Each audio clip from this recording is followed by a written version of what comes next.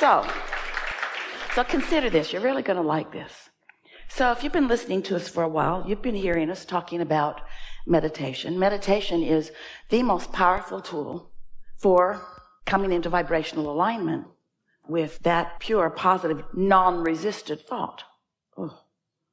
Meditation is the way you get in on that power, the power that creates worlds. Meditation is the way you get there. What happens during meditation? An effective meditation, you focus on something meaningless. Esther likes the air conditioner noise because she lives in hot places and there usually is one. And then when she's not in a hot place, she puts her phone app on and listens to Central Air. Really, she does that. She does that. Central Air does not produce any judgment in Esther. She does not think, I've heard better. So, an effective meditation is you find something to focus upon that quiets your mind, because it's not juicy, it's not meaty, it's not about anything that really matters. And so your mind quiets, which usually what that means is your resistance subsides.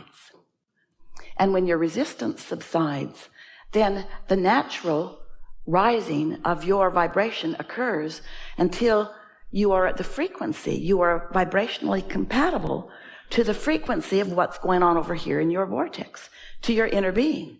And when that happens, then the movie starts to play. Sometimes it's a visual thing. Sometimes it's an auditory thing. Consider this. You're really going to like this. So let's say you decided that you're going to meditate and you were going to allow your vibration to rise and you were going to receive the movie. And when that movie comes, what it is, it just feels good when it comes. And it's about the weirdest things. It's not about saving the world usually or any of the big things that you think you're working on. It's about things that are pleasurable to you that you can receive right now. And so it could be about seeing someone's face or a dog licking your face. One time Esther saw a documentary on a mother bear and a baby bear, and they were taking the honey from the big tree. She saw this on television. They were licking the honey from each other, and the narrator was saying that, look at the love that these bears are feeling for each other. And Esther thought, it's the honey. It's the honey they're after. But that caused her to ask the question about how the bears really are feeling. Is it the honey? And so in one of her meditations, there were bears loving each other and there was no honey involved. In that quieted space, that question was answered for her in a vivid daydream, so to speak, a daydream. And so we want you to focus with us a little bit on putting yourself in a position where you can be in the receiving mode of the daydream that's coming from the influence of Source. Because you could be, and often are, we love you so much, having a daydream under the influence of something else. In sleep state, you call them dreams and nightmares. But you do the same thing in daydreams. There's daydreams and day nightmares. Wait, that didn't sound right. There's daydreams and daymares. In other words, it could go either way depending upon what you're under the influence of. So consider this. You've decided to set aside a little bit of time. 20 minutes is really enough. And any more than that, from our perspective, is too much. So you sit to quiet your mind. And before you do, a sort of thing is crossing your mind. That email you read, what were they thinking? Why would they send that to me? Why would that even happen? Now, this is a movie that's playing, isn't it? You know those movies that play. But now you know, while that movie's playing, that you're under the influence of something other than Source. Yeah? So you focus back on the sound of the air conditioner. And it's sweet relief from that daydream you were having. In fact, it causes that daydream to fade into the background because you've quieted your mind and you're now not active with whatever happened. the thing that person did that you think that they did, or the disappointment you had over something. The focus on something that doesn't matter, like the air conditioning sound, causes you to deactivate the vibration so that that's not active. So that movie can't play, yeah? So if that movie is playing, don't be mad at yourself or at the movie. Just know why it's playing. That's what's active in your vibration. So what are you going to do? Are you going to create another movie? No, you can't do that. If you try to create another movie, you'll just amplify the movie that's already going, because you received it. You were in the receiving mode of that. You hear what we're saying? That movie that's playing, you didn't sit to meditate and say, I'm going to think about all these rotten people and all the rotten things they've done to me, or the state of this or the state of that. You didn't sit deliberately intending to do it. You're just doing it because it's active in your vibration. So what's your remedy? What's the most you can do for yourself under those conditions? Focus on the sound of the air conditioner or whatever it is you're using. Flickering flame, dripping faucet, doesn't matter what it is as long as it distracts you. So now you bring yourself back to that state of distraction and you start to feel the detachment in your body. Maybe a little numbness. Eventually you can't tell your foot from your nose, but you might even feel some movement up the back of your neck. It's different for each of you. Doesn't matter. Don't try to direct it. This is not your movie to direct. So as you quiet your mind, that movie from the influence of resistance subsides. And as you find that quiet place, you might be 10 minutes into your meditation or even more.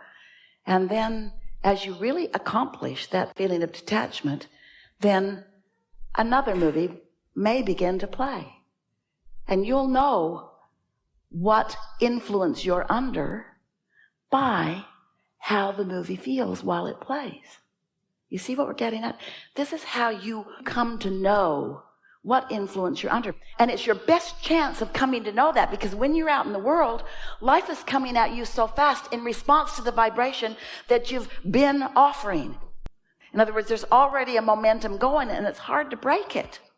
It's hard to break it, but it's easy to break it if you are sitting quietly and breathing and listening to something that's causing a releasing of resistance. Even yesterday, as Esther sat to meditate, she got some of this movie. And then she focused again. And then she got some more of this movie. And then she focused again. And then she got some more of this movie. And then she focused again. And then that movie didn't come back. And another one began to play. You see what we're getting at? You have to find a way of showing yourself what influence you are under. And that doesn't mean that contrast won't come or that resistant things won't come. It just means you'll spend less time in them. Esther had a day the other day, problem, solution, problem, solution, problem, solution, problem, solution, problem, solution, problem, solution, because she's working on something. Problem, solution, and then it sort of flipped. Solution, solution, solution, and then it was problem, solution, so close together that she has a stream that flows through her garden, and someone was coming, and it mattered to her that when they got there, they could experience the deliciousness of this stream. This stream flows all day and all night, every day and every night, and Esther loves it so much. It's her favorite thing for somebody that she loves to see. So somebody was coming, and the night before, Esther walked up her path, and she stood and looked at the stream, and she thought, stream, I love you so much. Thank you for being so steady. And the next morning, her gardeners came and her company was coming, and she asked her gardeners to just brush things off and make it look as nice as she could because someone special was coming. And she went out and the stream was not running because the gardeners decided this would be a good day to clean the filter. And then they lost the prime in the pump, and then they couldn't get it going. And Esther did not like it.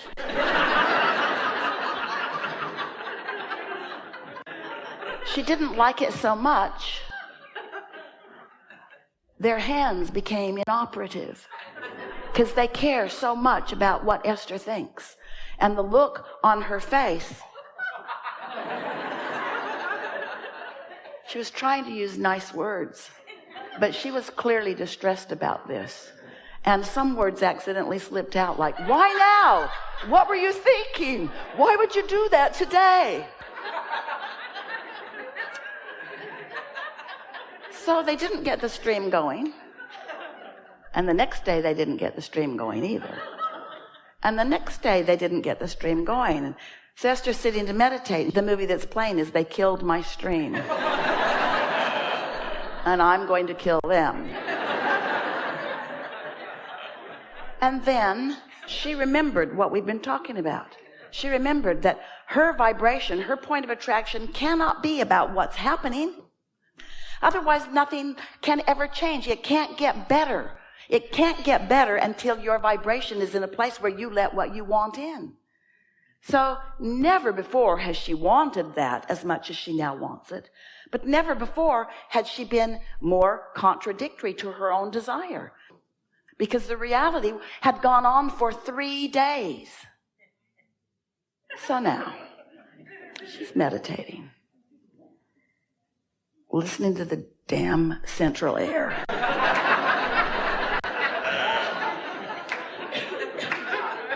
And knowing what she's got to do. Knowing that she's got to let that go. She's got to let go what's happening before what she wants can happen. So, she managed it. Central air was extra sweet to her that day. She focused. She felt the relief of the non-thought.